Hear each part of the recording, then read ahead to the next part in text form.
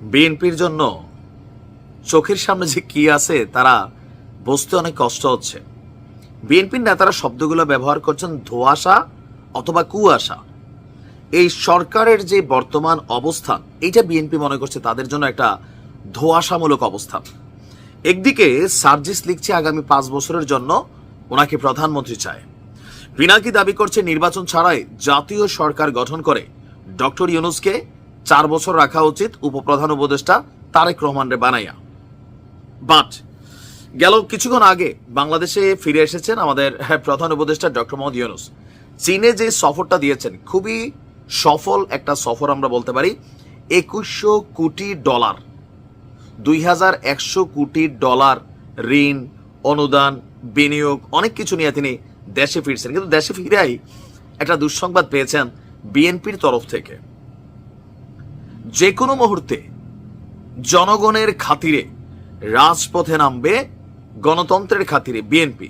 আর BNP রাজপথে নামা মানে আপনি বুঝতে পারছেন তো, মানে এত বছর যে জিনিসগুলো তারা দেখাইতে পারে নাই, করতে পারে নাই, সম্পূর্ণটাই তারা এখানে শোডাউনে নিয়ে আসবে। সরকার বিপাকে পড়বে। ইভেন এই সংস্কার ইস্যুতে আজকে বিএনপির ক্লিয়ার কিছু বক্তব্য, যে তিনি বলছেন যে অতি অল্প সময়ে লেভেল প্লেইং ফিল্ড তৈরি করে নির্বাচনের ব্যবস্থা করাই বর্তমান সরকারের প্রধান চ্যালেঞ্জ হওয়া উচিত। জনগণ নির্বাচিত সরকার চায়, যেখানে প্রতিনিধিরা জনগণের কাছে দায়বদ্ধ থাকবে। কারণ সকল সংগ্রাম হয়েছে একটি অবাধ এবং সুষ্ঠু নির্বাচনের জন্য। কিন্তু জাতীয় নাগরিক পার্টি বলছে এই অভ্যুত্থান শুধুমাত্র একটা নির্বাচনের জন্য হয় নাই, সংস্কারের জন্য হয়েছে।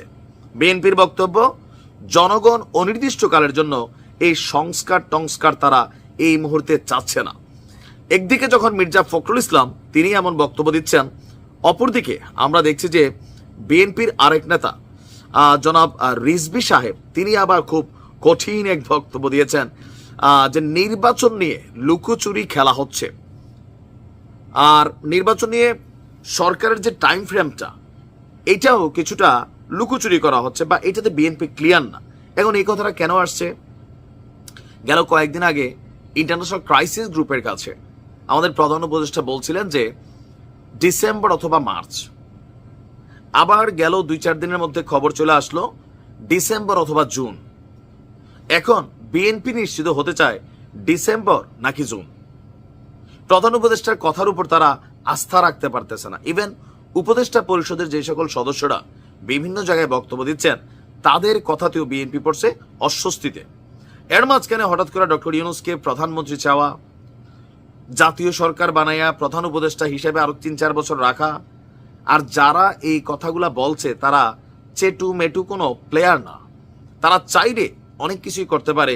গত 7 মাসে এটা প্রমাণিত হয়ে গেছে। সো বিএনপি এই জায়গাতে কনসার্ন যে কোনো মূল্যে নির্বাচন করতে হবে। আর কখন কোন চিন্তা ভাবনা, ফন্দি ফিকির অথবা কোন পরিকল্পনা এই সরকার এস্টাবলিশ করে, এটা নিয়ে বিএনপি সবচেয়ে ভয় পাচ্ছে। কেন? নির্বাচন পিছাই যাবে। এখন আদৌ কি আসলে নির্বাচন ডিসেম্বরে হবে? আমার মনে হয় হবে না। তাহলে পরবর্তী স্টেপ জুন, সেইটাও এখন শঙ্কার বিষয়। কারণ পিনাকিদা তিনি খুব স্পষ্টভাবে কিছু বক্তব্য দিয়েছেন, যেগুলোকে আমি মনে করি সরকারের সাথে একটা কানেক্টিভিটি ওনারও আছে। সার্জিস হাসনাত তারাও একটা টিম পিনাকিদার সাথেই। সো মাঠের মধ্যে একটা অবস্থান তৈরি করা, সরকারের মধ্যে একটা অবস্থান তৈরি করা হইলেও হইতে পারে।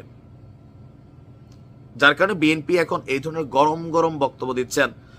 ডক্টর মোহাম্মদ ইউনূস এই লম্বা একটা সফল সফর শেষে দেশে আইসা যখন এই ধরনের কথাবার্তা শুনছেন, নিশ্চয়ই ওনার কিছুটা মন খারাপ হচ্ছে। দেখা যাক কি হয়। ঈদ মোবারক।